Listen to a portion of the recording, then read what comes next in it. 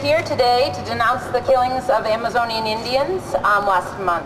On June 5th, which World Environmental Day, the government of Peru sent in troops to attack indigenous protesters at a place called Devil's Curve. These protesters were protesting the U.S.-Peru Free Trade Agreement, which would have opened up 45 million hectares of Amazon rainforest to new foreign development. Residents in Bagua, a neighboring town, saw that the government had gone in and were attacking the indigenous protesters and went in for support. Over the next several days, the killings and disappearances increased. Final numbers, there were probably more than 50 killings and over 500 people disappeared in the Amazon. These killings were done in the name of free trade, and I want to read a quick quote from Peruvian President Alan Garcia. He wrote an article in 2007 in the newspaper, in Peru's leading newspaper, and he wrote, quote, "There are millions of hectares that the communities and associations have not cultivated or will cultivate, as well as hundreds of mineral deposits that cannot be worked, and millions of hectares of sea that cannot be used for aquaculture and production. The rivers that run down both sides of the mountain range are a fortune that pours into the ocean without producing electric energy." This perspective shows the real dangers of free trade agreements. And today we have here speakers Ronal Huaje Wampuch and Arthur Stamoulis from the Oregon Fair Trade Campaign, and also Jose Pena Nivia. Jose Angel Pena Nivia, who's going to be speaking about the dangers of the Colombian Free Trade Agreement. Thank you so much. I'm happy to have an opportunity to share with you who I am. First of all, I am an IELTS student for exchange student for the scholarship. I want to you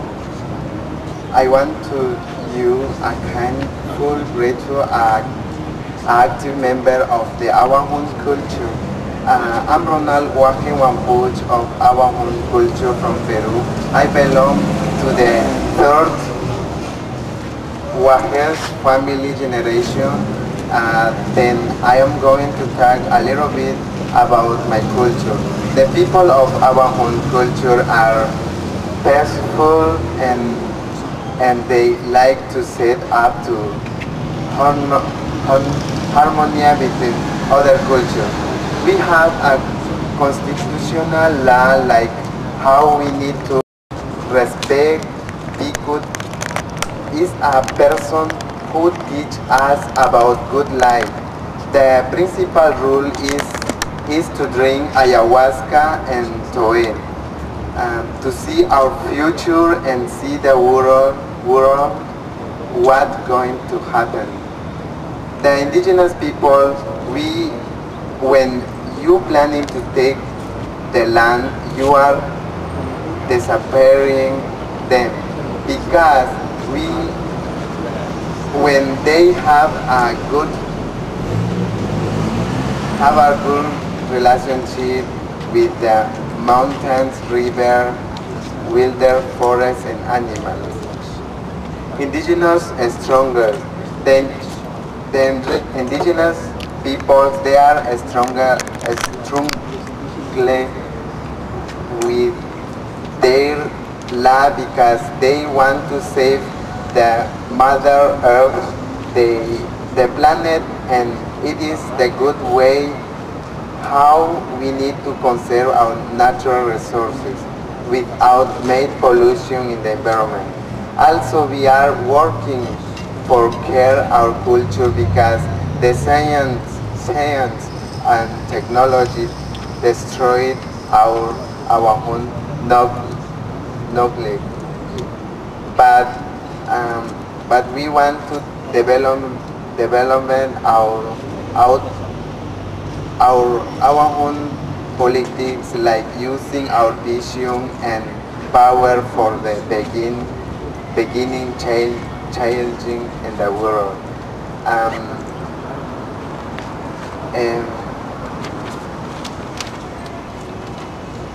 Well, only I wanna say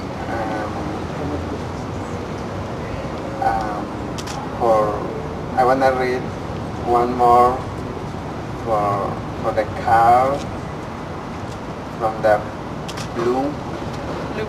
Blumenauer. What is the for what I want for them? As you see, it is difficult to live in harmony, and I feel I can't do anything to help them, but I am a student studying natural resources. As I know you are interested in the environment, so I would like to know if you can let people know what has been happening in Peru. I will really appreciate that,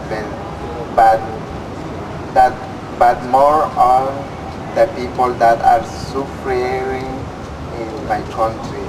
And I ask that you put pressure on the Obama administration to contact the Peruvian government and urge them to respect human rights and the repression and this form of economic development that is destroying indigenous community. Thank you so much. It's such an honor to be up here with Ronal. I want to thank you all for coming out today to support him and continue this movement against free trade agreements. I also want to thank PCAST for organizing this important event. So again, my name is Arthur Stamoulis. I direct the Oregon Fair Trade Campaign, which is a statewide coalition of labor, environmental, and human rights organizations fighting for a positive vision for international trade. And our coalition fought against the Peru Free Trade Agreement and tried to prevent it from being passed in Congress for years. For much of that time, we were up against a Republican president and a Republican-controlled Congress. When we stopped them from passing the Peru FTA and the new Democratic majority took over in Congress in 2007, we naively thought we had won. We thought there was no way Democrats, particularly in a presidential election campaign, would be supporting a Bush-negotiated NAFTA-style free trade agreement.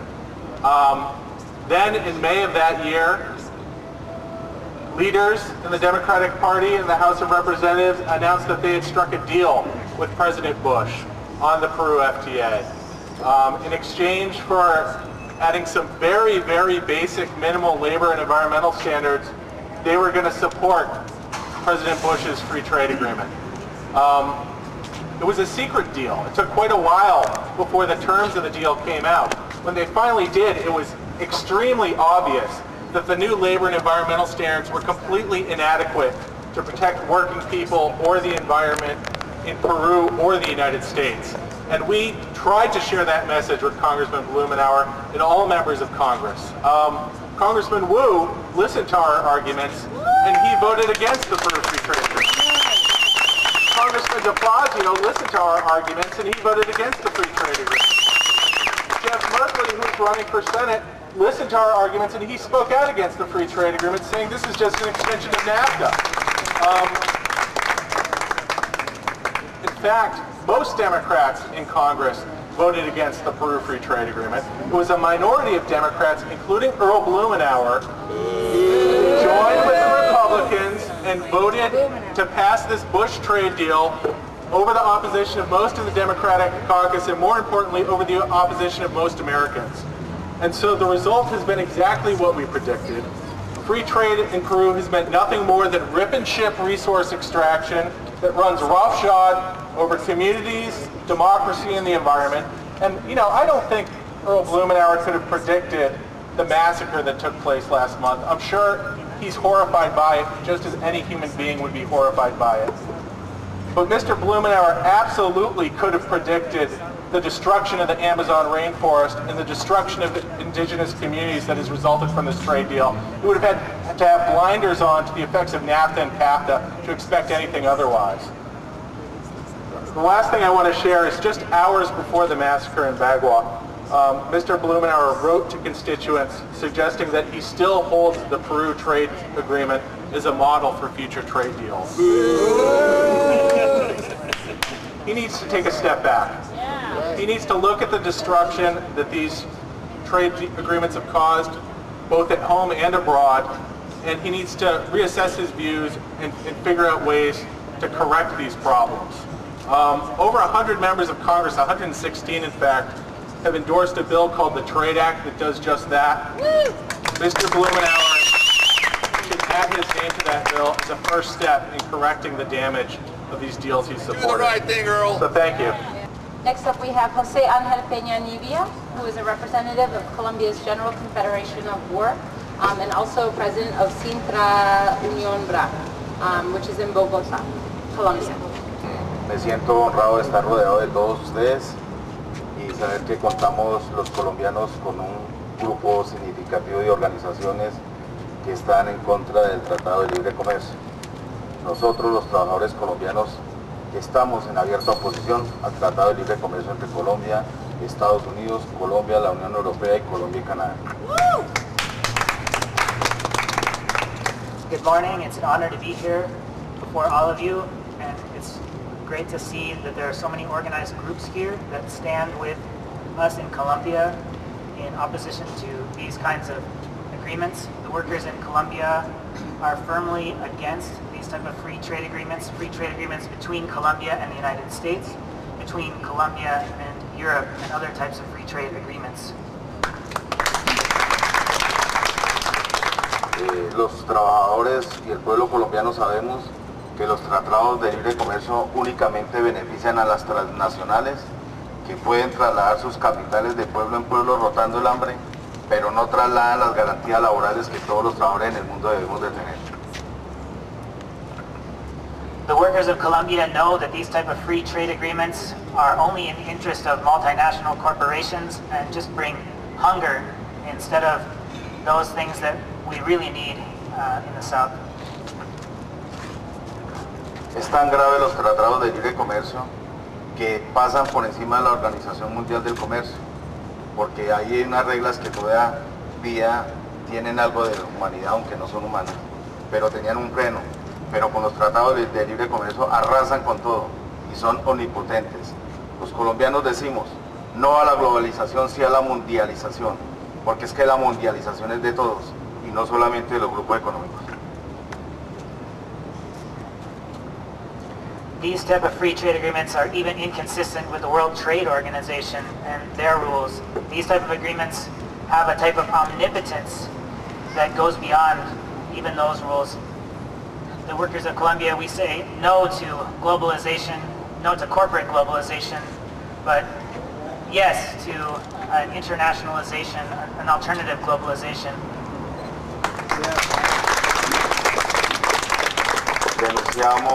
Aprovechamos este escenario para denunciar la desaparición de los dirigentes sindicales, sus asesinatos en Colombia, pero lo que me tiene aquí es algo más grave.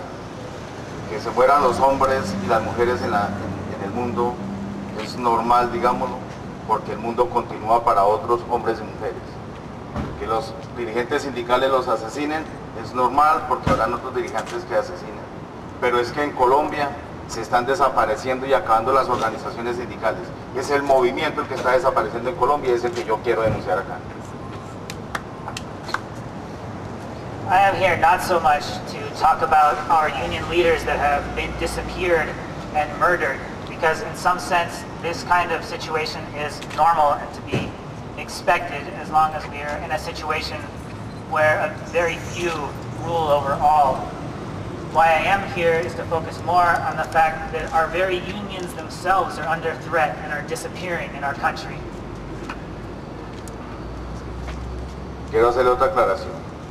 Sí, los campesinos en Colombia en este momento están siendo desplazados de sus campos para las ciudades. Hay más de 3 millones de campesinos mendigando en las ciudades y mensualmente están desplazándose más de 2 millones. ¿Qué va a pasar con estos campesinos cuando se firme un tratado de libre comercio que van a desconocer mucho más allá? Siendo ellos dueños de la tierra, se están sacando de sus tierras.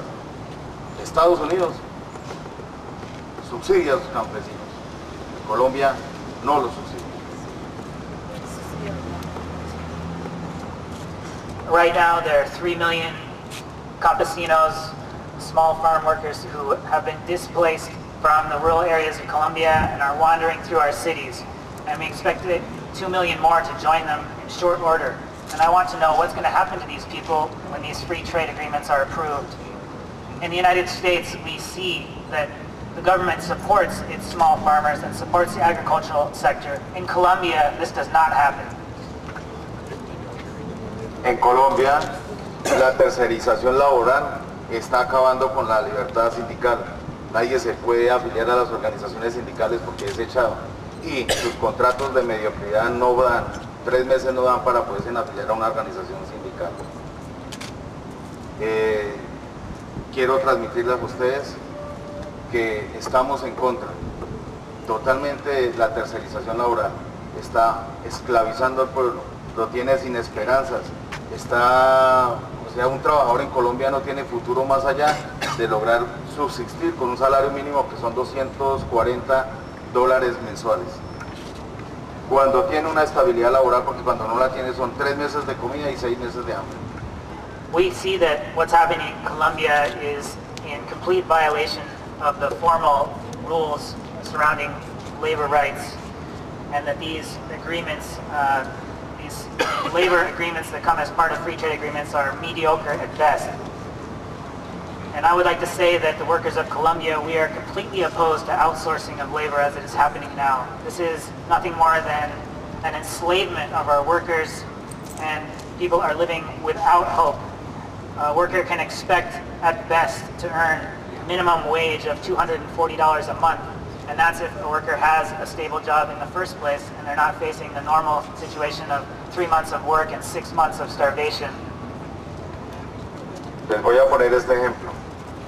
Una empresa, si paga directamente al trabajador, le llaman gastos de funcionamiento. Pero si esta empresa contrata una cooperativa, una mal llamada cooperativa de trabajo asociado, le llaman inversión. O sea que cuando se le paga un salario justo al trabajador, se le llama gastos de funcionamiento. Y la ley dice que los gastos de funcionamiento tienen que bajar. Pero si es por intermedio de una cooperativa de trabajo asociado que no le paga sino un salario mínimo, que lo trata peor que un esclavo porque a los 40 años ya es anciano, no puede enfermarse, no puede protestar, entonces ahí sí es inversión, y la inversión sí hay que sostenerse. Miren, lo más grave, que estos trabajadores no pueden ejercer el derecho, ni siquiera el derecho de ser ciudadano, porque el día de las elecciones estas cooperativas los obligan a votar a él y sus familias por los candidatos que ellos los representan y que son las leyes que sacan para ellos.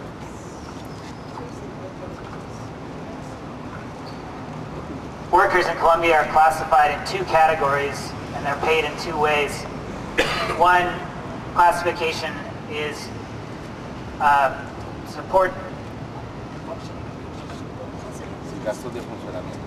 expenses, functioning expenses. That's one class for paying of workers, and another one is to pay those workers that are part of what are known as social cooperatives. And those workers that work for functioning in the classification of functioning expenses receive some sense of a reasonable or some base wage. But those workers who are classified as working in the social cooperatives don't even receive that basic wage. And they're also vulnerable because they are considered to be too old at the age of 40 years old, and they are not permitted to take sick days. Colombian workers can't even exercise normal rights of a citizen of the country because during elections, those workers who work with social cooperatives are obligated to vote for the candidates that their employers force them to support. Walmart. Quiero remitir también, nuestro presidente del 29 acá en Estados Unidos en reunión con el presidente Obama, dijo que la muerte de los sindicalistas ha bajado. Sí ha bajado, pero también se le olvidó decir que ha bajado en proporción a las organizaciones sindicales que han desaparecido.